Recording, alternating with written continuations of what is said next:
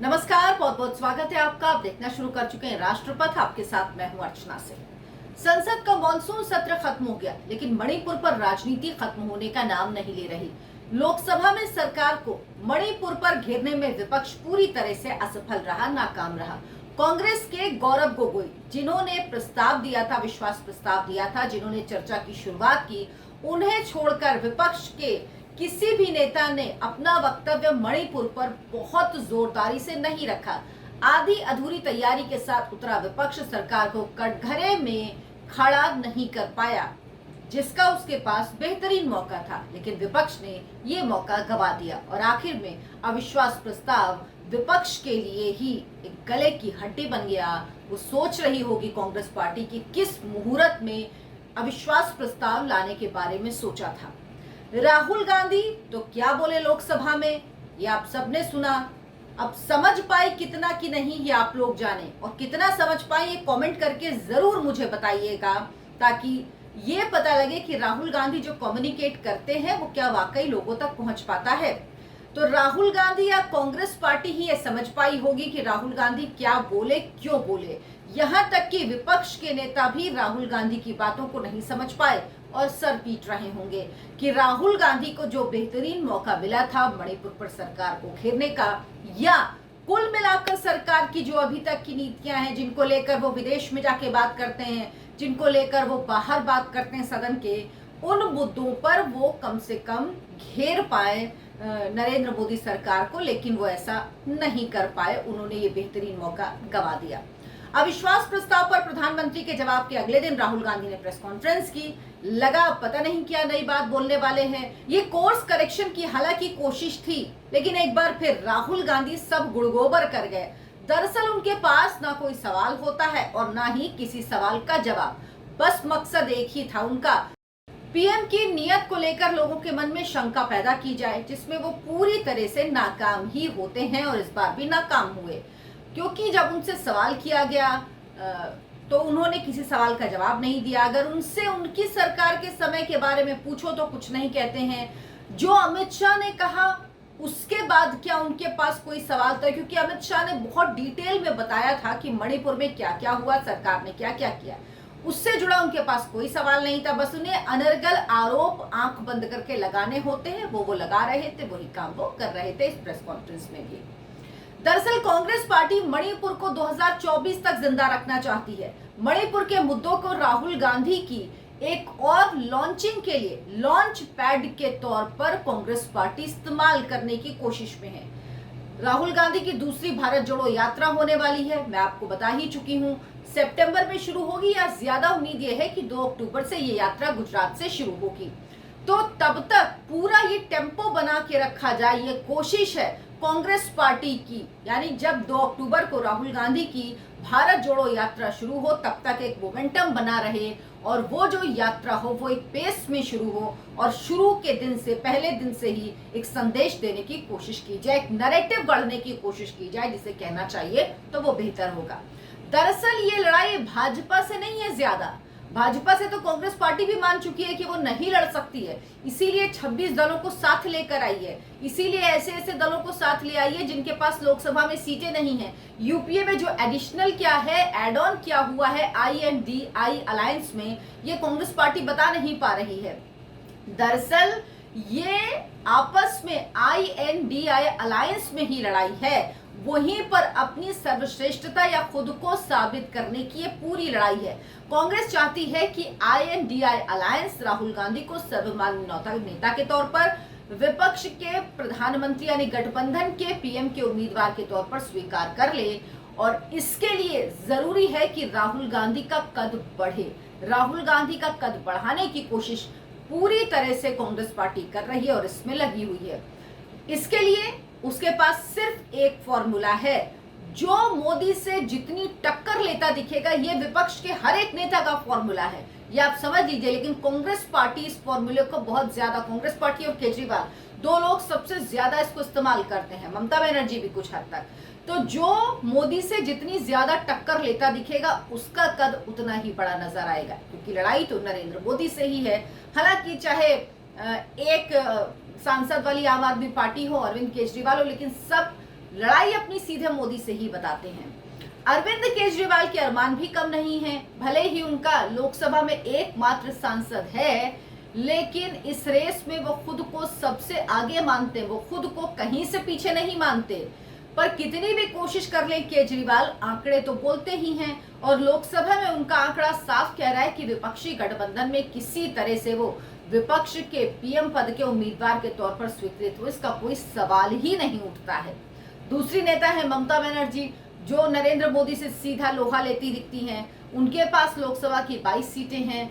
यानी अगर बात करें तो विपक्षी गठबंधन में तो सीटों की संख्या के लिहाज से तीसरी सबसे बड़ी पार्टी की नेता है ममता बनर्जी, 22 सीटें। दूसरा सबसे बड़ा दल जो है वो डीएमके है और कांग्रेस पार्टी तो पहला दल है ही जो राष्ट्रीय पार्टी है इकलौती इस गठबंधन में। आप आम आदमी पार्टी को कह सकते हैं, लेकिन वो कागजी तौर पर हो सकती है, बाकी ऐसा नहीं है कि उसको आप राष्ट्रीय पार्टी मान लें। इन सब के बीच विपक्ष की बारात के सबसे पहले दूल्हा जो थे वो आपको याद होंगे, नीतीश कुमार। उनको कैसे आप भूल सकते हैं।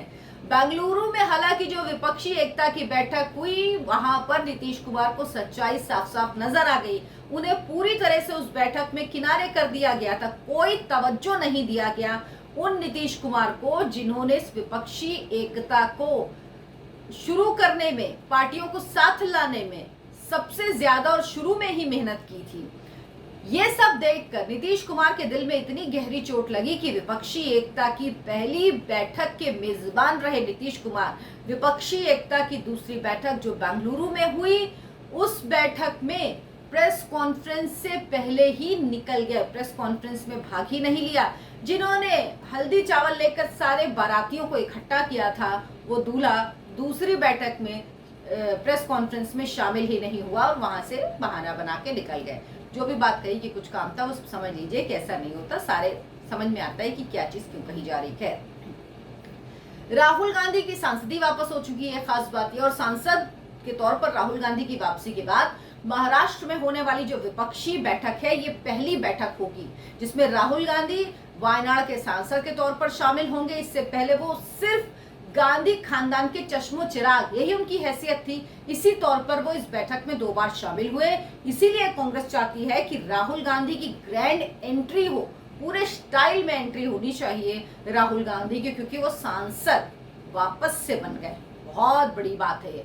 और कुछ तो है नहीं उनके पास, और ना पद है कोई कांग्रेस पार्टी में, ना कुछ, सिर्फ अब वो सांसद बन गए तो बहुत बड़ी बात है। और फिर जब आगे आपके टाइटल गांधी हो ना, तो आप कुछ हो ना हो से कोई फर्क नहीं पड़ता, रुतबा आपका वैसे ही बरकरार रहता है अंदरूनी तौर पर। बाकी तो इस देश में लोकतंत्र है और मोदी के आने के बाद लोकतंत्र इतना मजबूत हुआ है कि ऐसे परिवारों को सबसे ज्यादा दिक्कत हो रही है। अब इसके लिए जरूरी क्या है? इसके लिए जरूरी है कि इस बैठक से पहले पूरी तरह से राहुल गांधी स्टैब्लिश हो जाएं, एक ये नैरेटिव सेट हो जाए, स्टैब्लिश हो जाए ये कि मोदी के सामने राहुल गांधी का ही चेहरा है और INDI अलायंस इसे स्वीकार कर ले। मुख्य बात तो ये कि वो स्वीकार भी तो करे, क्योंकि अगर कांग्रेस पार्टी अपने आप में मानती रहेगी तो इससे तो कुछ होना नहीं है। उसकी पूरी कोशिश है कि INDI अलायंस इसको स्वीकार कर ले। इसके सिवा किसी और चीज पर, यानी राहुल गांधी की स्वीकृति के अलावा क्या आपको लगता है किसी और चीज पर कांग्रेस पार्टी कभी भी मानेगी? सवाल ही नहीं उठता किसी और बात पर मानने के लिए। आप तेवर देखिए कांग्रेस पार्टी के, जब कर्नाटक नहीं जीती थी, जब राहुल गांधी की सांसदी वापस नहीं आई थी, आपको एक स्टेप, वन स्टेप आपको बदलाव। जब कर्नाटक जीत लिया उसके बाद देखिए, अब देखिए राहुल गांधी वापस सांसद आ गए। अब एक बार देखिएगा किस तरह से बदलाव होगा। पिछली बार की बैठक में सोनिया गांधी ने एक तरह से अगुवाई की थी, हालांकि घोषित कोई व्यक्ति नहीं है उसका संयोजक या कन्वीनर कौन होगा या कौन उसको संभालेगा, लेकिन ममता बनर्जी को अपने बराबर में जगह दी थी। इस बार आप देखिएगा तस्वीर आपको कुछ बदली भी नजर आ सकती है। हालांकि कांग्रेस को लग रहा है कि राहुल ने लोकसभा में अपने वक्तव्य से बस मैदान मार लिया। पार्टी ये मानने और स्वीकार करने को तैयार नहीं कि राहुल गांधी ने लोकसभा में जो किया अविश्वास प्रस्ताव के दौरान, उससे विपक्ष राहुल से पूरी तरह से नाउम्मीद है, निराश है और विपक्ष को भी लगता है कि सरकार को घेरने का जो बेहतरीन मौका राहुल गांधी को मिला था उसे राहुल गांधी ने गंवा दिया, विपक्ष को पूरे तौर पर मायूस किया। एक बार फिर विपक्ष समझ गया है कि राहुल गांधी के सहारे कुछ नहीं हो सकता। हालांकि उम्मीद पहले ही नहीं थी, लेकिन लग रहा था शायद भारत जोड़ो यात्रा के बाद या उसके बाद अब सांसदी जाने के बाद शायद थोड़ी समझ आई हो राहुल गांधी को कि नहीं आई। वो समझ गया, विपक्ष भी जानता है ये राहुल गांधी सिर्फ नैया डुबो सकते हैं, पार नहीं लगा सकते, क्योंकि उन्होंने जो किया उसके बाद पीएम ने जिस तरह से जवाब दिया और मणिपुर में जितना प्रिसाइज वे में अमित शाह ने जवाब दिया उसके बाद तो कुछ बचा ही नहीं है। लेकिन विपक्ष के पास कोई सवाल पूछने के लिए नहीं था, विपक्ष बगले झांक रहा है और उसके बाद राहुल गांधी प्रेस कॉन्फ्रेंस कर रहे हैं।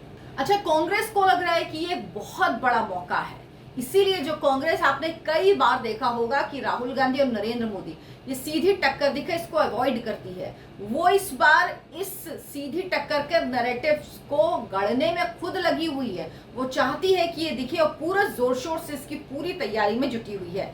लेकिन राहुल गांधी तो ठहरे राहुल गांधी, उन्होंने ये मौका गवा दिया। कांग्रेस के लिए सबसे बड़ी मुश्किल ये है कि पूरी कांग्रेस पार्टी 2024 के चुनाव की रणनीति बनाने की जगह वो किसमें व्यस्त है? वो व्यस्त है राहुल गांधी की रीलॉन्चिंग और विपक्ष में उनकी एक्सेप्टेंस की रणनीति बनाने में। 2024 में जो रणनीति बनेगी वो बनेगी, लेकिन फिलहाल तो प्रायोरिटी क्या है कि राहुल गांधी की एक्सेप्टेंस हो, उनकी रीलॉन्चिंग हो, इसकी तैयारी में पूरी कांग्रेस पार्टी लगी। आप सोचिए, जब मोटिव ये हो तो किस तरह से आप टक्कर लेंगे एक ऐसी पार्टी के साथ जिसके लिए कहा जाता है कि वो 24/7 इलेक्शन मोड में होती है। और लोकसभा से समझ लीजिए प्रधानमंत्री ने चुनावी प्रचार का आगाज कर दिया, पहले से आप कह सकते हैं, लेकिन ये पूरी तरह से आगाज हो चुका है। अब जो वार पलटवार जो बातें कही जाएंगी वो सिर्फ और सिर्फ इलेक्शन मोड के लिए होंगी। बीजेपी इलेक्शन मोड में आ चुकी है, एनडीए इलेक्शन मोड में आ चुकी है, लेकिन कांग्रेस पार्टी अभी भी अपने प्रोडक्ट को एक बार फिर से लॉन्च करने में लगी है।